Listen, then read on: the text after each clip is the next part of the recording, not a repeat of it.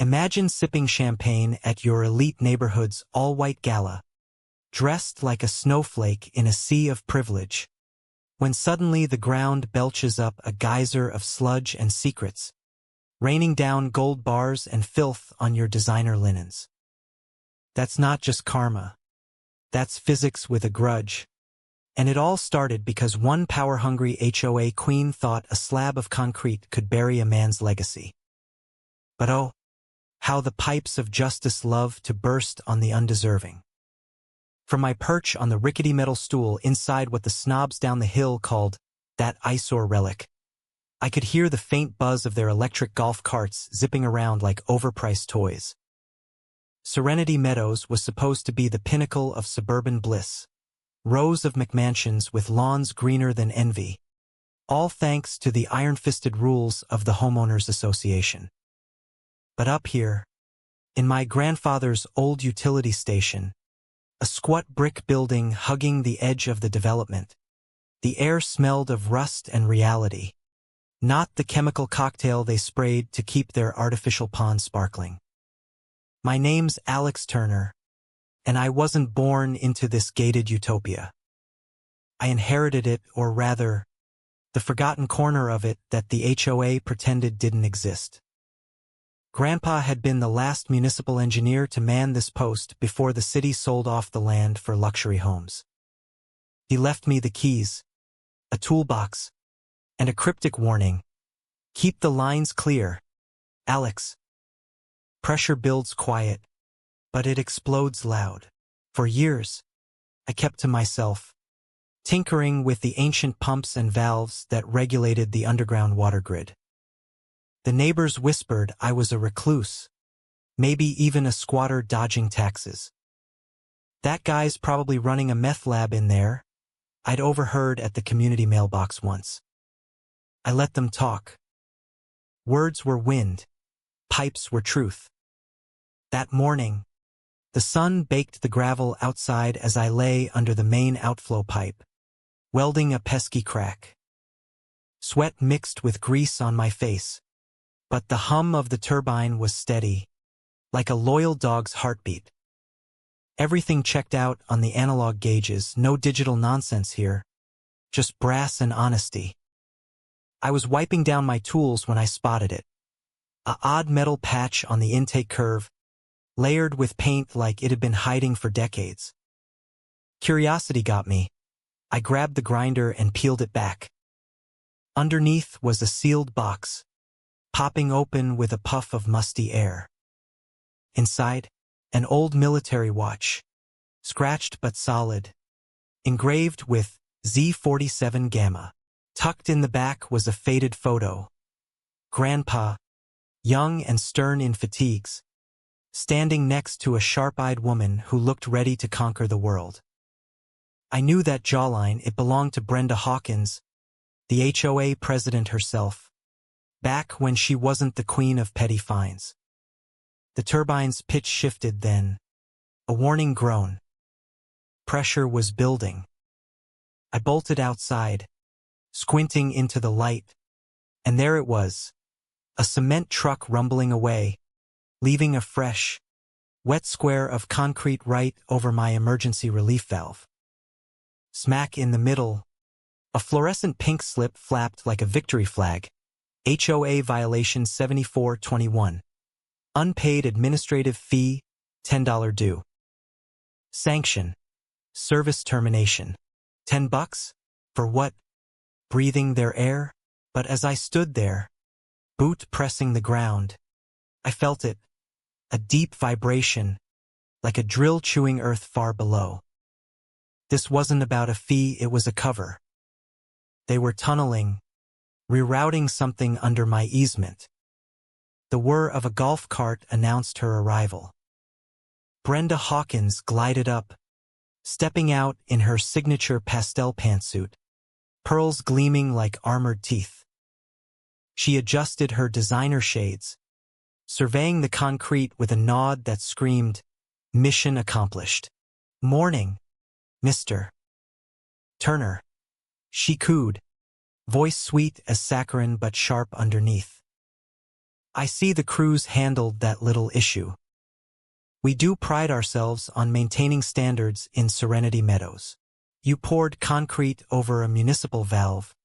Brenda, I said evenly, not raising my voice. Shouting at tyrants just feeds their ego. That's not a garden hose. Block the release, and the whole grid backs up. Could flood half the neighborhood. She waved it off with a manicured hand. Rings flashing. Oh, spare me the tech talk. Alex. It's all in the bylaws, page 47, section 3. You skipped the fee deadline. Simple as that. Pay the 10, plus the $5,000 removal penalty, and we'll consider voting on reinstatement at next month's meeting. Democracy in action, right? $5,000 for a fee I never got notice for? I echoed, stepping closer. Her perfume hit me, floral with an undertone of desperation. Inflation's a beast, she smirked, leaning in like she was sharing a secret. Or hey, sell the place. I've got the offer right here. The board's ready to buy you out generously. We need space for the new pickleball courts. This shack, it's dragging down property values. Like a rusty nail in a silk glove, I pulled the watch from my pocket, letting it swing. Pickleball? Or do you need control of the hub underneath? Grandpa mentioned vipers in pearls, but he skipped the part about you being the head snake. Her smile froze, eyes darting to the watch. For a split second, the facade cracked, pure panic. Then she snatched off her shades, composing herself. You're as delusional as he was, she hissed, dropping the politeness. Clinging to junk that isn't yours. That watch? Trash. Just like this eyesore. Then why's your hand trembling? I asked quietly. She backed up, voice rising. 24 hours. Alex. Pay or vacate for health violations. A blocked line makes this a hazard zone. I've got the county inspector on speed dial, and attorneys who'd chew you up for breakfast. She hopped back in her cart, knuckles white. Touch that concrete, and it's jail time. HOA property now. As she sped off, dust trailing like a bad omen, I pocketed the watch. She knew its secret, and it terrified her. Back inside, I barred the door and dove into Grandpa's archives. Yellowed blueprints from '87, smelling of pipe tobacco. Under UV light, hidden notes emerged. The station wasn't just a pump. It was a nexus for the old aquifer. The capped line? Officially overflow to vanished wetlands. Now Brenda's fake pond. But Grandpa's dotted line led straight to her mansion. Labeled Vault Lung, a breathing chamber, hidden deep. I snaked a borescope into the basement hatch. The pipe was pristine, lined with modern polymer. Past the cap, a bypass gleamed new, illegal. And there, silver canisters, sealed like torpedoes, waiting for pressure to shuttle them. This was no sewer. It was a ghost highway for contraband, powered by my station. Brenda's empire ran on it, laundering assets underground, away from prying eyes. The cap pressurized the system while they drilled to reroute, cutting me out. The hum grew ominous. I could reverse the flow, but not yet. Patience was my weapon. Let her dig her own grave. Whispers spread like weeds in Serenity Meadows. By afternoon, my phone buzzed with anonymous texts. Heard you're squatting on HOA land. Better pack up. At the community pool where I rarely went, a cluster of residents shot glares. That Turner's bringing down the vibe, one muttered loud enough for me to hear. Brenda was working the rumor mill, painting me as the villain to rally support for her beautification project. I smiled inwardly, grabbing a coffee from the clubhouse machine. Let them stew. That evening, as shadows stretched, a knock echoed. Through the peephole, 2 HOA board members, clipboards in hand. Mr. Turner? Compliance check. The first said, a weaselly guy named Ted. Reports of unauthorized modifications. I opened the door a crack. Modifications? Like the concrete you dumped on public infrastructure. Ted puffed up. That's sanctioned enforcement. Now, about your exterior bricks not up to code. Needs repainting in approved neutrals. Fines $200 if not done by week's end. The second, a prim woman with a tight bun, chimed in. And your gravel drive? Unsightly. Pave it or pay up. We're all about harmony here. Harmony? I repeated, deadpan. Like how Brenda's pond violates EPA regs by tapping illegal lines? They exchanged glances. That's board business. Stick to your fines, or face liens. I shut the door softly. Outside, the ground thrummed stronger, their drill closing in. Brenda was escalating, fearing I'd crack her secret. But I pored over the blueprints, decoding Grandpa's notes. The watch's engraving, a key to a buried vault, tied to old military ops. Brenda, his old flame, had built her house over it, using the pipes to shuttle laundered goods while trying to breach the lock. Next day, the pressure gauge crept red. I ignored it, heading to the county records office. Buried in dusty files, the station's easement was ironclad, predating the HOA. Brenda's developments skirted laws, draining wetlands illegally. I photocopied it all, tucking them away. Back home, a sheriff's deputy waited, courtesy of her speed dial. Eviction notice, sir. Health hazard. Based on, I asked calmly. Capped utilities. HOA complaint. I showed him the pink slip. They capped it. Check the valve. It's federal grid. He scratched his head. I'll look into it. He left. But Brenda's golf cart appeared minutes later. Playing games. Alex? She snarled. No pretense now. Drop the act. Sell. Or I'll bury you in court fees. Bury me? Like how you're burying secrets under your mansion. Her face paled. You know nothing. Grandpa was a fool, hoarding what should have been mine. We were partners once, till he locked it away. Partners in what? Crime? She laughed bitterly. Progress. This neighborhood's my legacy. Your shack's in the way. She drove off, but her voice cracked. Fear was cracking her mask.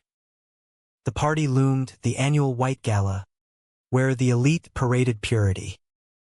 I watched from afar, binoculars catching Brenda mid-toast, preaching community standards. The turbine whined, pressure maxed. Time to flip the switch. I initiated the maintenance cycle, reversing flow to clear blockages. The station shuddered. Down the hill, the ground rumbled. At the gala, vibrations rattled glasses. Brenda froze, pearl clutching. The fountain sputtered, then erupted, a 70-foot plume of muck, sediment, and canisters soaring like filthy fireworks. Sludge rained on white attire, gold coins clinking on marble, bearer bonds fluttering like confetti. Guests screamed, slipping in the chaos. Brenda stood drenched, staring at a canister at her feet, her empire literally soiled. Sirens wailed as I sat on my porch, grease rag in hand. The smell wafted up, stagnant victory. Police swarmed the lake, hazmat teams scooping evidence. Brenda's limo screeched up my drive, her suit ruined, hair matted. "You monster!" she shrieked, finger jabbing. "Arrest him. He sabotaged everything." Fire Chief Ramirez, an old school buddy, at the concrete. "What happened?" "Alex didn't touch a thing," I said, handing blueprints. "They capped the relief system, diverted to their illegal bypass straight to the pond. Just ran a standard flush." Ramirez turned to Brenda. "You authorized capping a high-pressure line?" "It's my right," she wailed. "He owed $10. That's EPA felony territory, ma'am. And those canisters look like contraband." She deflated as feds rolled in, black SUVs, silent and lethal. Agent Torres scanned the mess, then my station. "Mr. Turner, you're the operator." "Was." I nodded. "Blockage forced reversal." He examined a canister. "Bearer bonds from 85 heist. Gold 2. Moved via hydraulics, your pump pushed. Her vault pulled." We marched to her mansion, Brenda cuffed and ranting. "Private property. No warrant." Torres flashed his badge. "Federal override. Assets across lines." Inside, the basement flooded, false wall blasted, revealing a massive vault, military grade. Engraved, Z-47 Gamma. Brenda collapsed. "It's mine. Inheritance." "You drilled to breach it," I said. While shuttling laundered goods, Torres tried the lock. "Needs combo. Tech team's a week out." "No need," I said, pulling the watch. Grandpa left the key. As Brenda hyperventilated, "Stop! That's theft." I dialed the code, feeling tumblers click. The door hissed open. Stacks of gold, cash, ledgers detailing cartel laundering. "You ran an underground bank," Torres whistled. Brenda knelt in sludge. "Broken. Perfect system. Till you capped it," I corrected. "Feds seized everything." Torres slipped me a card. "Rewards 8 figures. Get a lawyer." Next day, crews cracked the concrete. I twisted the valve, whoosh, flow restored. Evening on the porch. DOJ deposit pinged, life-changing, but I liked my grease. New sign, Turner Station. Flow since '87. Brenda's fall was poetic, queen of rules, dethroned by her own rigidity. But here's the question. Was capping that valve just petty tyranny? Or did she deserve every filthy drop of karma?